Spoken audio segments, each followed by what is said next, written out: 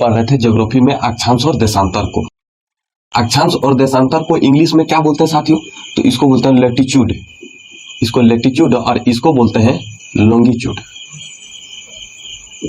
ठीक है, हम लोग किसके बारे में पढ़ रहे थे? अक्षांश और देशांतर रेखा के बारे में पढ़ेंगे। ठीक है, लैटिट्यूड मतलब होता है लेटा हुआ और लॉन्गिट्यूड मतलब होता है खड़ा या लंबवत। लंबवत लेटा हुआ मतलब क्या? लेटा, कोई भी चीज लेटा हुआ तो वो कैसा होगा? क्षैतिज में होगा। कैसा होगा? वो क्षैतिज में होगा। और कोई लंबवत मतलब क्या होगा? वो सीधा होगा। कोई लंबवत हो तो क्या होगा? वो कैसा होगा? सीधा होगा। यानी कि अपन को ये पता हो गया कि अक्षांश और देशांतर कोई एक रेखा है। अक्षांश कैसा होगा? लेटा हुआ होगा और देशांतर कैसा होगा? लंबवत होगा। हम लोग मान लेते हैं कि कहीं भी ये रेखा खिंचाएगा तो ये अक्षांश कैसा होगा साथियों? ये लेटा हुआ होगा और देशांतर कैसा होगा? सीधा होगा। अपन को ये बात पता चल गया। अब आइए हम थोड़ा पृथ्वी के बारे में समझने की प्रयास करते हैं। तो ये है पृथ्वी साथियों। पृथ्वी लगभग गोल की तरह है। पृथ्वी का जो सतह है, कहीं जो है हिमालय जैसे पर्वत है, कहीं तिब्बत जैसे पठार है, मतलब कहीं गर्त है, मरियाना ट्रेंच है, कहीं मतलब क्या है कि ये जो सतह है ना, पृथ्वी का ये सतह है, ये मतलब समतल नहीं है साथियों। अब बताओ, इसको अगर हम रेखा खींचेंगे, क्या इस पृथ्वी पर हम इस रेखा को खींच सकते हैं? नहीं खींच सकते। पृथ्वी पर तो हम रेखा को नहीं खींच पाएंगे। तो उसके लिए हमने क्या किया साथियों? उसके लिए हम लोगों ने क्या किया? एक ग्लोब की रचना किया। मतलब हम लोगों ने पढ़ने के लिए क्या किया? एक समतल, हम लोग मान कर चलते हैं कि पृथ्वी समतल है। पृथ्वी का जो सतह है एकदम बराबर है समतल में। आई मेरी बात समझ में? समतल है। तो हम लोग ये मान कर चलते हैं। अब मान कर चलते हैं कि ये पृथ्वी एक समतल है, क्योंकि हमको मानकर चलना पड़ेगा। अगर मानकर नहीं चलेंगे तो कोई रेखा तो ऐसा तो खींचा हुआ नहीं है पृथ्वी पर, तो ऐसा रेखा कोई खींच ही नहीं सकता। कैसे रेखा खींच सकते हैं? इतना बड़ा पहाड़ है, इतना बड़ा पठार है, इतना बड़ा समुंदर है, उस पर जा जाके रेखा कैसे खींचेंगे? तो हम लोग क्या है, इससे पता क्या चला कि इसका मतलब ये कोई रेखा है। रेखा कैसा है? ये कल्पना किया हुआ है कि जो कल्पना किया हुआ उसे क्या बोलते हैं? काल्पनिक। इमेजिन किए कि कोई एक रेखा है पृथ्वी पर, यानी कि हम लोग कल्पना किए। आई मेरी बात समझ में? किसी को कोई दिक्कत?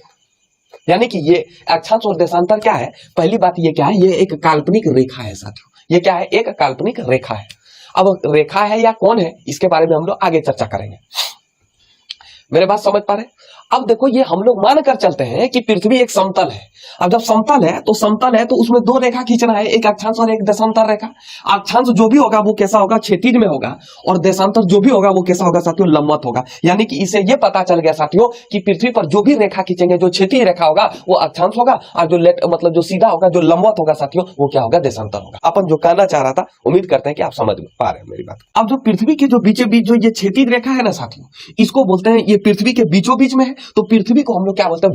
भू और मध्य। मध्य मतलब क्या होता है? बीच। तो इस बीचों बीच वाली रेखा को क्या बोलते हैं? भूमध्य रेखा। क्या बोलते हैं बाबा? भूमध्य रेखा। और ये रेखा क्या है साथियों? ये रेखा जो लंबवत खींचे है, इसको हम लोग क्या बोलते हैं? देशांतर रेखा।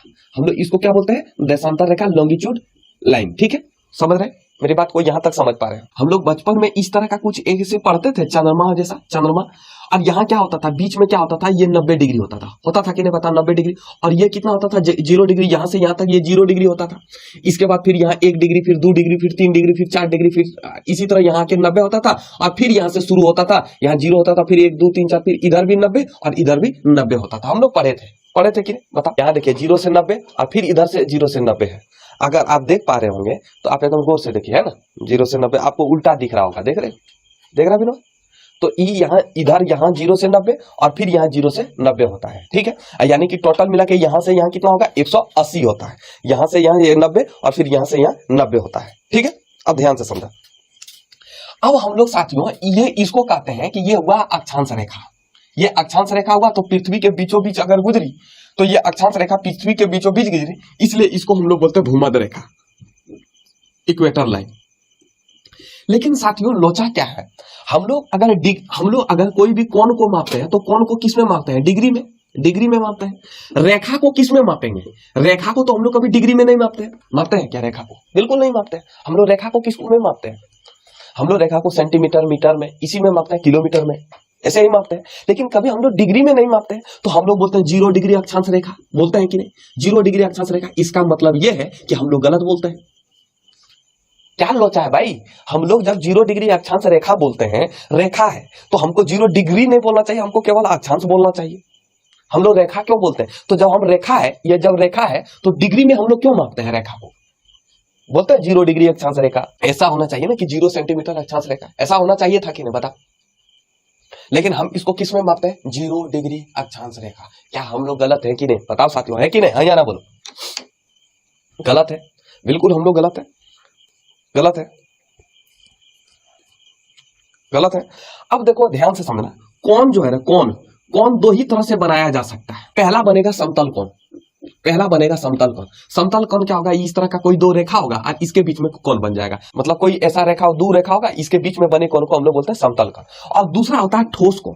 ठोस कोण क्या होता है मित्रों? कोई गोल सतह पर बनता है, जैसे ये हुआ ना,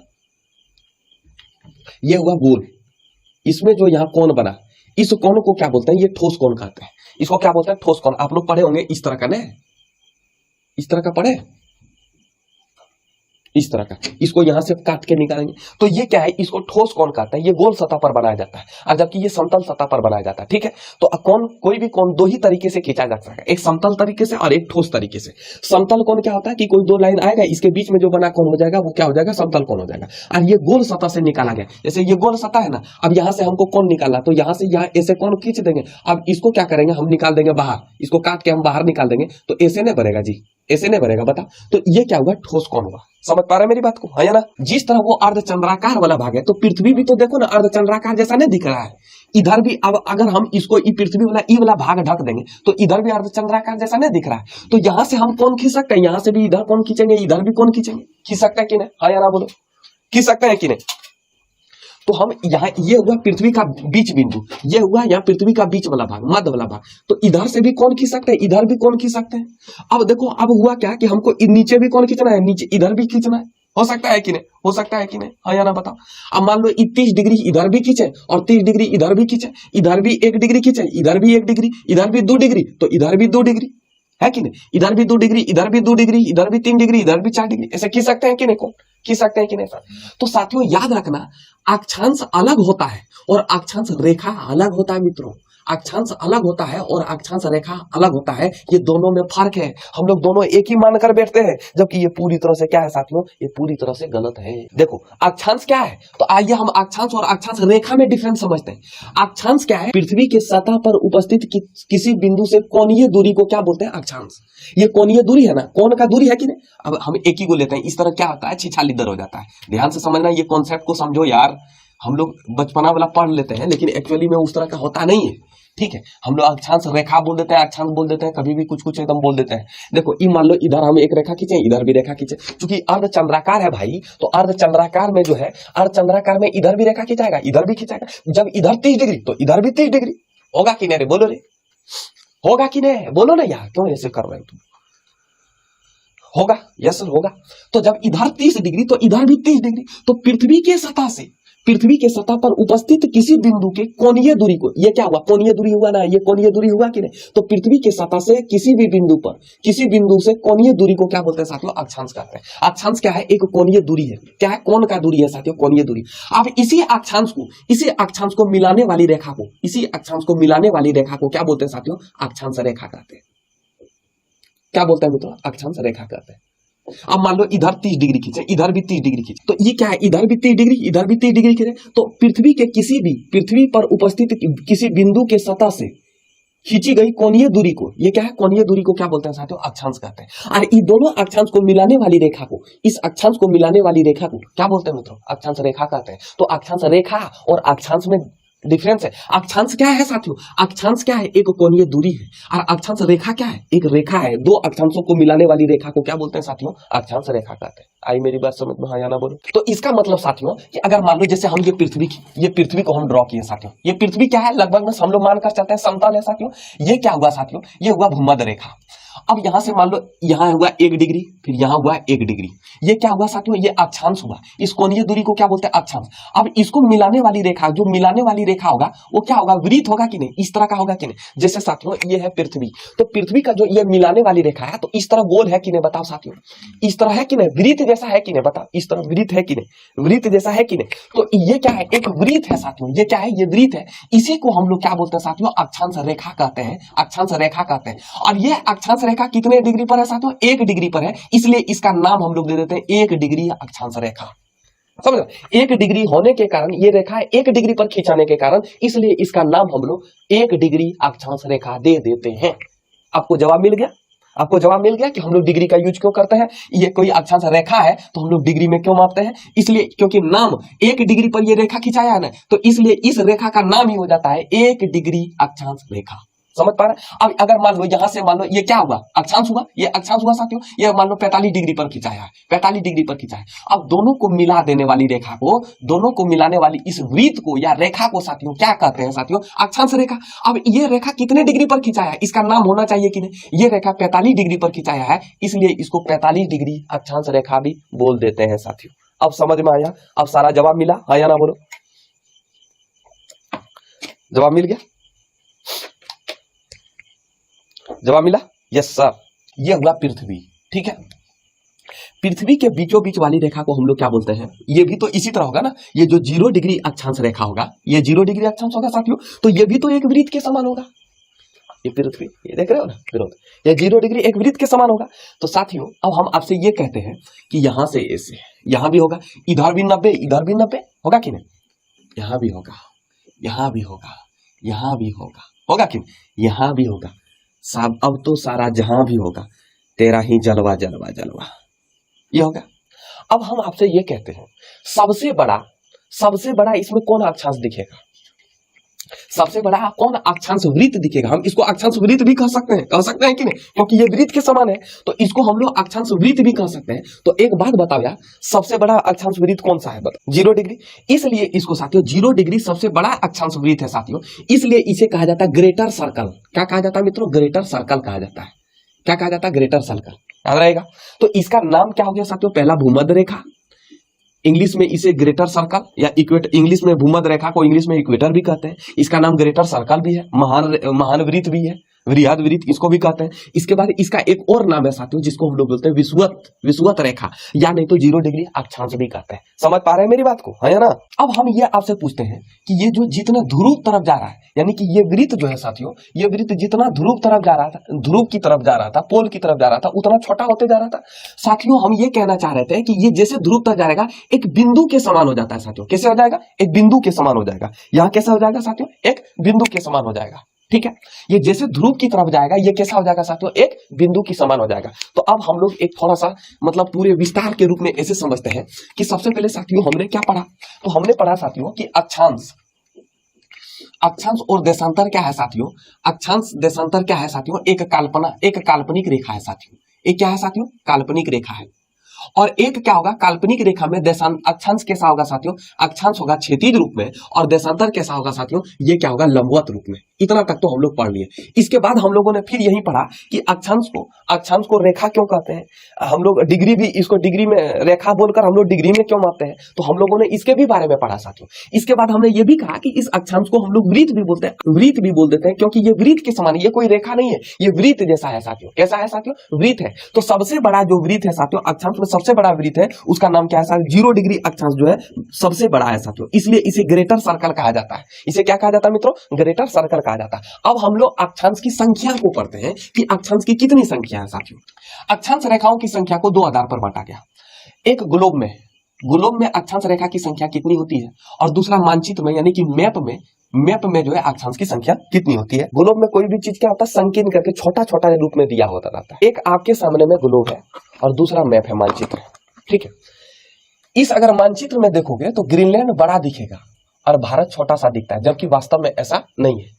अगर यहां आप देखोगे तो यहां जब देखोगे तो ग्रीनलैंड आपको छोटा ही दिखेगा साथियों, ग्रीनलैंड छोटा ही दिखेगा। क्यों, क्योंकि इसको हम अगर खोलेंगे ना, तो अगर हम इसको, ये क्या है, 2D फिगर है, ये क्या है साथियों, ये 2D फिगर है। तो यहाँ क्या है, कोई भी चीज फैला हुआ दिखाई देगा। ये क्या होगा, कोई भी चीज फैला हुआ दिखाई देगा।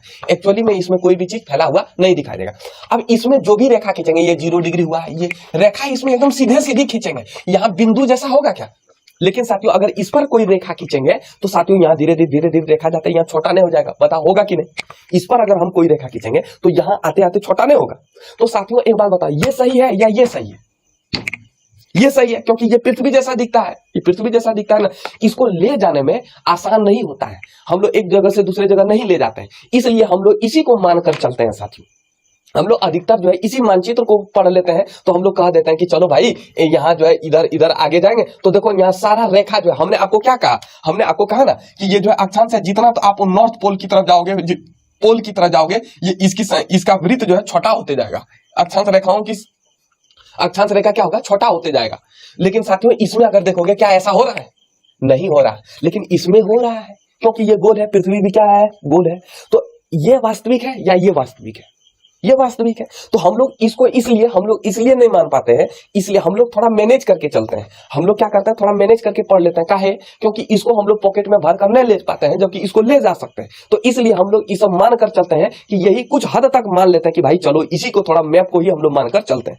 अब हम लोग एक बार बताओ, तो यहाँ से जैसे हम इधर इधर जाएंगे, जैसे जैसे हम ऊपर जाएंगे साथियों, तो यहाँ जो अक्षांश, ये वृत्त जो होगा साथियों, वो क्या होगा, बिंदु की तरह होगा कि नहीं, बताओ, यहाँ बिंदु की तरह होगा कि नहीं, बिंदु की तरह होगा कि नहीं, होगा कि नहीं।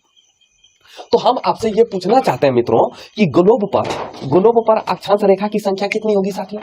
ग्लोब पर अक्षांश रेखा की संख्या, ये हुआ ग्लोब, यहाँ हुआ आपका 0 डिग्री अक्षांश, जिधर जैसे ऊपर की तरफ जाएंगे साथियों, ये क्या होगा, यहाँ बिंदु के समान होगा, इधर भी क्या होगा, बिंदु के समान होगा, यानी कि हम लोग दो। लेकिन साथियों वही अगर मानचित्र की बात करें तो मानचित्र में सब रेखा होगा, ये 0 डिग्री अक्षांश हुआ, यहाँ 1 2 3, ये 90 डिग्री भी क्या होगा साथियों, 90 डिग्री भी क्या होगा साथियों, एक रेखा होगा साथियों। 90 डिग्री मानचित्र पर क्या होगा, एक रेखा होगा, जबकि ग्लोब पर क्या है, एक बिंदु है। तो इस बिंदु को हम लोग रेखा में गिनेंगे, बिल्कुल नहीं गिनेंगे। तो इसमें कितना होगा, देखो ये 0 हुआ, इधर 79, इधर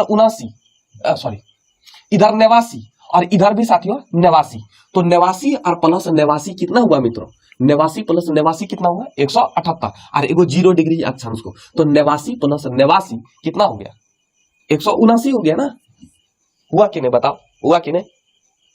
यानी कि ग्लोब पर अक्षांश रेखाओं की संख्या कितनी होती है, 179। क्यों होती है, क्योंकि दो जो है वो क्या है साथियों, वो बिंदु है, वो दो क्या है, बिंदु है। 0 यहाँ 90 डिग्री उत्तरी ध्रुव उत्तरीय अक्षांश और इधर 90 डिग्री दक्षिणी अक्षांश, ये दोनों क्या है साथियों, बिंदु होने के कारण इसको रेखा में हम लोग नहीं गिनते हैं। तो इसलिए ग्लोब पर अक्षांश रेखा की संख्या कितनी होती है साथियों, 179।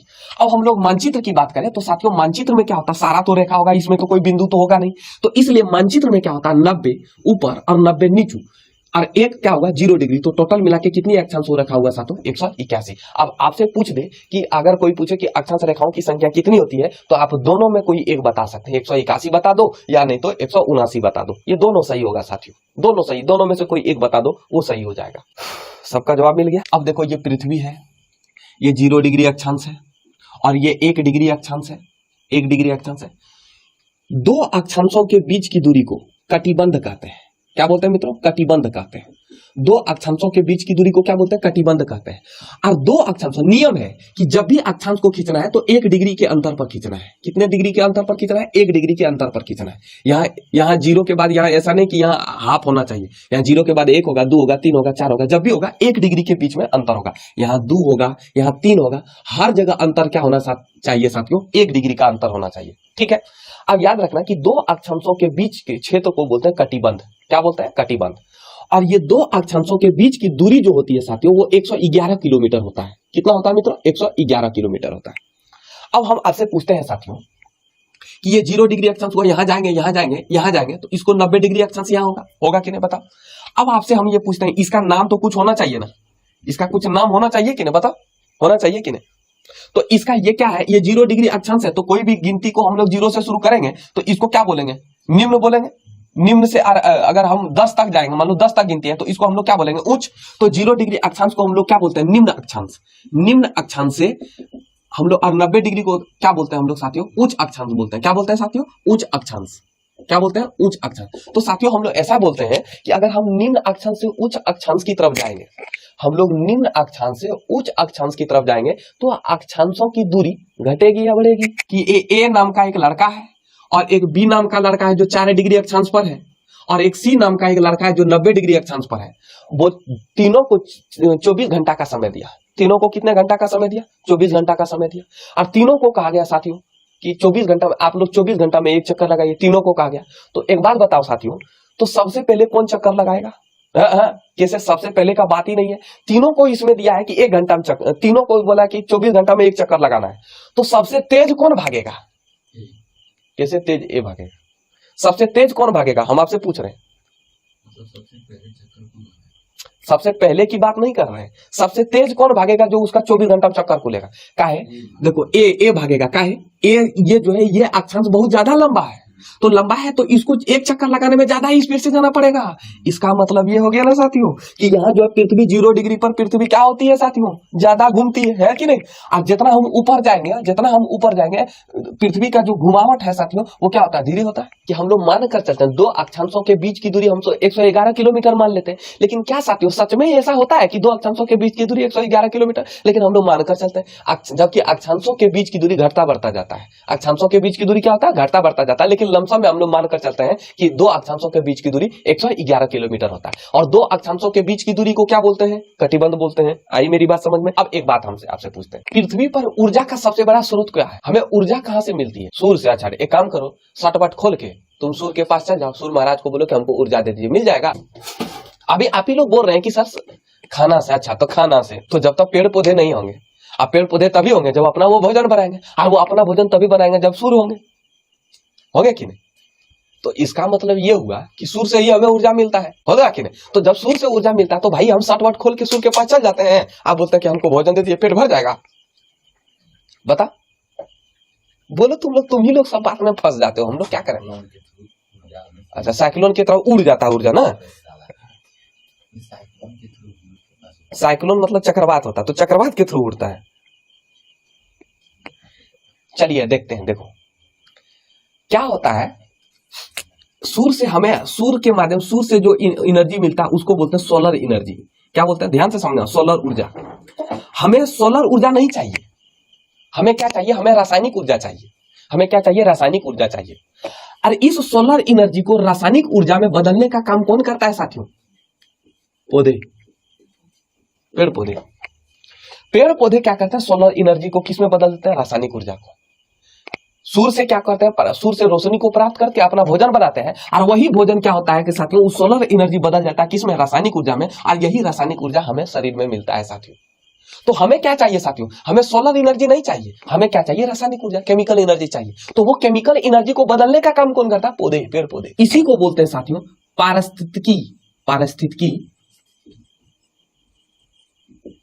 तंत्र की उत्पादकता। इसी को बोलते हैं पारिस्थितिकी तंत्र की उत्पादकता। नए नए वर्ड आएगा, समझना मेरी बात को। जो हमें ऊर्जा चाहिए रासायनिक ऊर्जा, इस ऊर्जा को, रासायनिक ऊर्जा हमें सूर्य से प्राप्ति नहीं होती है साथियों, हमें पेड़ पौधों से प्राप्ति होती है। तो हम जब सोलर एनर्जी को पेड़ पौधे रासायनिक ऊर्जा में बदल देता है, इसी घटना को हम लोग पारिस्थितिकी तंत्र की उत्पादकता कहते हैं। बस आज इतना ही रहने देते हैं साथियों।